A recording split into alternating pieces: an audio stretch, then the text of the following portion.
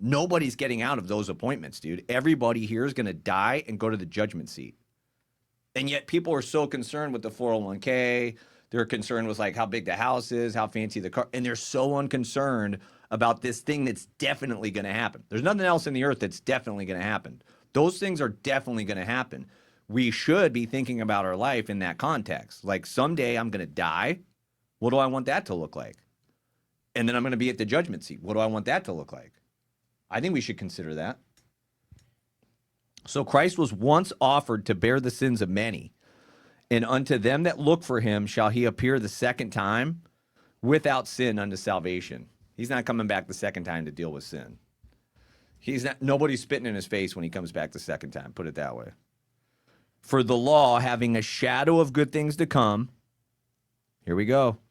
The law, having a shadow of good things to come, and not the very image of the things, can never with those sacrifices which they offered year by year continually make the comers thereunto perfect. That's it. That's what we're getting at. The whole point here is that the tabernacle, the law, were all types and shadows of the real thing that hadn't happened yet. That's what that verse 8 is, yet. While Israel was under the law. The real thing was God coming to the earth and having his own blood to sacrifice and take into the holy place in the heavens. Mm-hmm. That's what the whole thing's about. Everything in the Old Testament was a shadow and a type and pointing to this reality that was going to happen one day, that God himself was going to walk in the tabernacle in the heavenly realm with the sacrifice for us.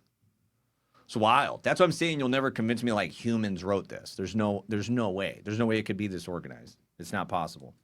Okay, can we look at Acts 13, Acts chapter 13? It's an interesting story about how people under the law reacted to people being able to come in that weren't under the law.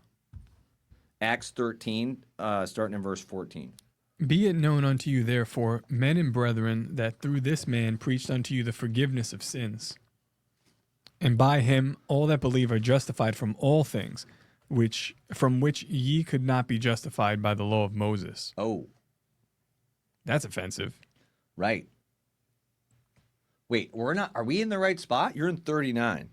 Yeah, what are we, Acts 13? Yeah, chapter 13, but I'm going to start in verse 14. Oh, I probably didn't have this in the notes, dude. I think I went a little bit earlier in the notes. Sorry about that. Okay, I'm going to start in verse 14.